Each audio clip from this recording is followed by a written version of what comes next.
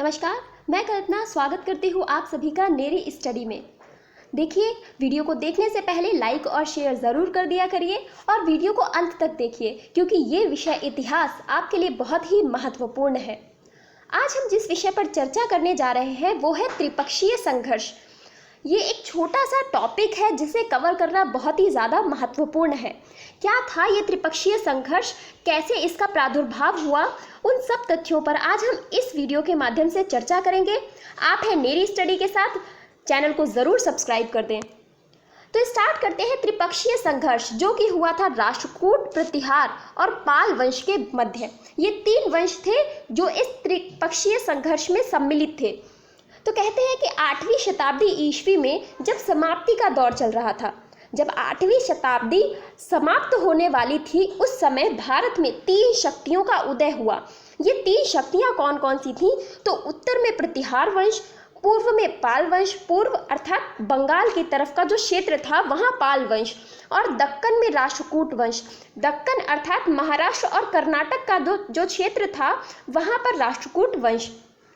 इन तीनों राजवंशों का उदय लगभग एक साथ हुआ और इन्हीं तीनों के मध्य आधिपत्य का महायुद्ध शुरू हुआ कि कौन सर्वोच्च सत्ताधारी है, किसकी शक्तियां ज़्यादा हैं, और जिसकी शक्तियां ज़्यादा होंगी वही सबसे बड़ा शासक बनकर उभरेगा और उसी का साम्राज्य सबसे ज़्यादा बड़ा होगा। यही तो संघर्ष था। जब उस समय ये सारा संघर्ष चल रहा था, उस समय जो मेन केंद्र था शक्ति का, जो मेन पॉइंट था वो था कन्नौज। कन्नौज सबसे सत्ताधारी और शक्ति का केंद्र था। ऐसी परिस्थिति में कन्नौज के ही लिए लड़ाई होती रहती थी कि कन्नौज किसके पास जाएगा, क्या वो प्रतिहारों के पास जाएगा या वो पालों के पास जाएगा, या उस पर आधिपत्य दक्कन के राष्ट्रकूट करेंगे। तो यही आधिपत्य का युद्ध था और कन्नौज के लिए ये लड़ाई निरंतर चलती रहती थी। इसके साथ साथ और भी कई कारण थे, जैसे उपजाऊ क्षेत्र। जो मध्य भारत का क्षेत्र था वो अत्यंत उपजाऊ माना जाता था और उसी के लिए ये युद्ध होता रहता था, क्योंकि जिसके पास उपजाऊ क्षेत्र होगा वही संपन्न होगा, उसके पास संपन्नता ज़्यादा होगी और वहाँ की प्रजा ज़्यादा सुखहाल रहेगी। और वहाँ की प्रजा जब ज़्यादा सुखहाल रहेगी तो वो साम्राज्य अपने आप में सबसे उत्कृष्ट बन जाएगा। इसी कारण ये आधिपत्य का युद्ध चलता रहता था जो त्रिपक्षीय था, जिसमें राष्ट्रकूट, प्रतिहार और पाल वंश सम्मिलित थे। किसी भी पक्ष की सत्ता या शासन व्यवस्था में से निर्णय होता था कि संघर्ष में कौन किस पर भारी पड़ेगा। भाई, जिसका शासन व्यवस्था ज़्यादा अच्छी है उसकी ही सत्ता रहेगी, जिसके पास सैनिक व्यवस्था ज़्यादा अच्छी है उसी का सत्ता रहेगा। तो ऐसी परिस्थिति में क्या होता था कि और भी कुछ कारण थे कि जैसे उस क्षेत्र की आंतरिक शक्ति कैसी है। भाई, अगर प्रजा विद्रोह में खड़ी हुई है तो आंतरिक शक्ति कमज़ोर होगी, परंतु अगर प्रजा राजा से खुश है तो वो राजा का पूरा साथ देगी। उसके साथ साथ शासक के क्षेत्र से बाहर फैली हुई प्रभुसत्ता और नियंत्रण क्षमता कि आसपास के राजाओं का पर उसका किस प्रकार का शासन है, क्या वो उनको कंट्रोल कर सकता है, उन पर नियंत्रण कर सकता है, तो वो कितना शक्तिशाली है, उसकी प्रभुता कैसी है। ये सभी तथ्य थे जिन पर निर्भर करता था कि कौन सी शक्ति सबसे ज़्यादा भारी पड़ेगी और कौन कमज़ोर पड़ जाएगी, किसका पलड़ा भारी रहेगा। इस तरह के कुछ तथ्य थे जो उभरते थे और जिन्हीं के बाद युद्ध में ये तय होता था कि कौन विजय को प्राप्त करेगा। हम पढ़ रहे हैं त्रिपक्षीय संघर्ष, याद रखिएगा। आगे कहते हैं कि ये 2 तथ्य युद्ध का परिणाम घोषित करने में सहायक सिद्ध होते थे और तीनों ही वंश सैनिक व्यवस्था, आर्थिक संपन्नता और राजनैतिक व प्रशासनिक रूप से शक्तिवान थे और समान थे। मतलब ये कहना बहुत ही मुश्किल हो जाता था लोगों के लिए, इतिहासकारों के लिए, कि प्रतिहार ज़्यादा शक्तिशाली थे या पाल ज़्यादा शक्तिशाली थे या राष्ट्रकूट वंश के राजा ज़्यादा शक्तिशाली थे, क्योंकि तीनों ही अगर देखे जाएं तो सैनिक व्यवस्था में, आर्थिक संपन्नता में और जो उनकी राजनीतिक और प्रशासनिक स्थितियां थीं उनमें तीनों ही एक समान थे, तीनों एक बराबर शक्तिशाली थे।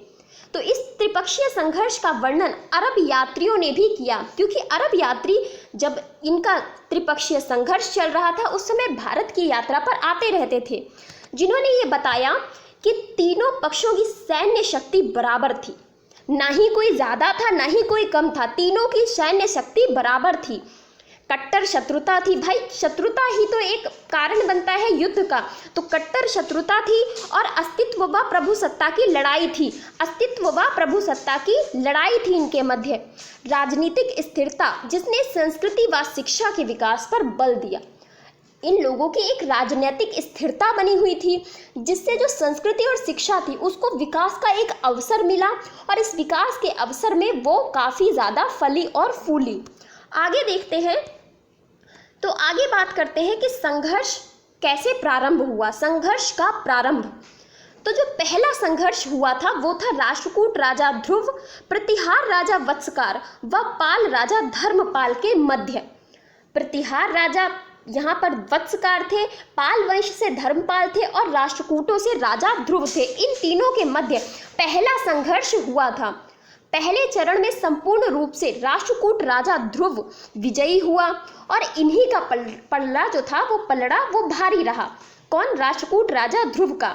और ये पहले चरण में विजयी हुए, तो यहाँ पर राष्ट्रकूट राजा की शक्ति ज़्यादा थी तो वो विजयी हुए। पर क्या हुआ कि इस युद्ध के बाद ध्रुव की मृत्यु हो गई। जब ध्रुव की मृत्यु हुई तो अचानक से शासन कमज़ोर पड़ गया और स्थितियां यहाँ पर बदल गईं। फिर क्या हुआ? दूसरे चरण का युद्ध हुआ और इसमें सर्वसत्ताधारी पाल राजा देवपाल 821 से 860 ईस्वी तक इसने शासन किया, तो देवपाल था और इसकी तुलना में प्रतिहार व राष्ट्रकूट शासक कमज़ोर थे। तो यहाँ पर देखा जाए तो पाल वंश का जो राजा था वो दूसरे वंश के राजाओं पर भारी पड़ गया। आगे अगर हम देखें तो 9वीं शताब्दी में सत्ता और शक्ति में 9वीं शताब्दी में सत्ता और शक्ति में अगर हम बात करें तो प्रतिहार राजा भोज 836 से 885 ईस्वी तक इसने शासन किया और पाल वंश का राजा महेंद्रपाल 885 से 910 ईस्वी तक।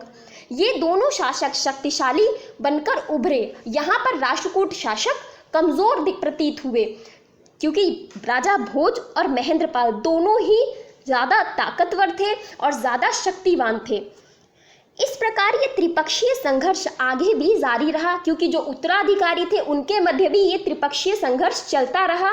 कन्नौज को लेकर लड़ाई निरंतर चलती रही, उपजाऊ क्षेत्र पर अधिकार निरंतर लेने की जो होड़ थी वो लगी रही। तो ये जो इनकी सत्ता की जो भूख थी ये शांत ही नहीं हो रही थी, तो बार बार ये युद्ध लड़ते रहते थे और इनके मध्य जो युद्ध होता रहता था। 9वीं शताब्दी की समाप्ति तक राष्ट्रकूट वंश के 2 राजाओं ने संपूर्ण उत्तर भारत और दक्षिण भारत तक को चकित कर दिया। कैसे कि ये जब सत्ता में उभरे तो इन्होंने आसपास के जो क्षेत्र के राजा थे उनको अपनी शक्ति से आश्चर्यचकित कर दिया, इतने शक्तिवान थे। और ये 2 जो राजा थे वो राजा इंद्र द्वितीय और कृष्ण तृतीय थे।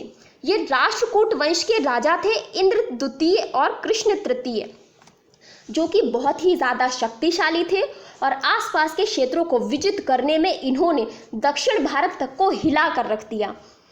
कहते हैं कि अंत में प्रतिहारों ने इस त्रिपक्षीय संघर्ष को जीता।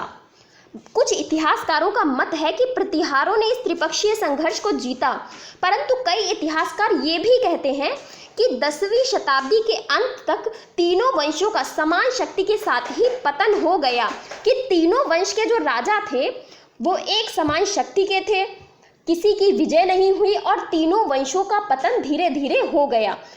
इस पतन के साथ ही त्रिपक्षीय संघर्ष का स्वयं अंत हो गया कि कोई ना जीता ना ही कोई हारा। तीनों जो वंश थे उनके मध्य जो ये त्रिपक्षीय संघर्ष चल रहा था ये धीरे धीरे खुद ही समाप्त हो गया और एक गौरवशाली 300 वर्षों के युग का अपने आप स्वयं ही अंत हो गया, पतन हो गया। त्रिपक्षीय संघर्ष का कोई निर्णय नहीं निकला, जबकि कुछ इतिहासकार ये भी कहते हैं कि त्रिपक्षीय संघर्ष प्रतिहारों ने जीता। तो इसकी सत्यता कितनी है यह तो कहना कठिन है, परंतु यह जरूर कह सकते हैं कि तीनों ही वंश अत्यंत शक्तिशाली थे जिन्होंने सदैव अपनी सत्ता को लोगों को मनवाया और अपने जो क्षेत्र का शासन था वो बेहतर ढंग से चलाया। तो ये था एक छोटा सा वीडियो जिसमें मैंने आपको त्रिपक्षीय संघर्ष के बारे में बताया, क्योंकि कोई भी शासन अगर आप पढ़ रहे हैं या साम्राज्य को आप पढ़ रहे हैं तो बैकग्राउंड में जो तथ्य चलते रहते हैं उन्हें पढ़ना भी बहुत ज़्यादा ज़रूरी है। और इनके मध्य ये जो त्रिपक्षीय संघर्ष था ये तो बहुत बड़ा संघर्ष रहा है। तो इसे पढ़ना हमारे लिए बहुत ही ज़रूरी था। इसीलिए मैंने ये आपको इस वीडियो के माध्यम से बताने का प्रयास किया है। वीडियो कैसा लगा ज़रूर बताइएगा, लाइक शेयर ज़रूर करिएगा, इसके साथ साथ मेरी स्टडी को सब्सक्राइब करिएगा। बने रहिए मेरे साथ। Thank you so much.